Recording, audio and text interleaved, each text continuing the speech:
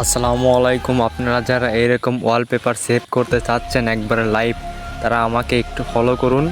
একবারেই সিম্পল। তো সর্বপ্রথম আপনারা টিকটকে চলে যাবেন। তো টিকটক অ্যাপসে যাওয়ার পরে আপনাদের যা করতে হবে তা সার্চে চলে যাবেন। সার্চে যাওয়ার পরে আপনারা লাইভ ওয়ালপেপার লিখে সার্চ দিবেন।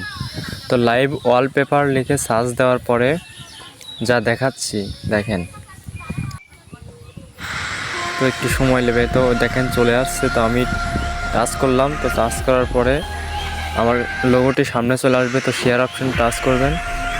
শেয়ার অপশানে গিয়ে একটু সাইডে যাবেন, যাওয়ার পরে দেখবেন সেট অ্যাজ ওয়ালপেপার। তো এটাতে ক্লিক করবেন।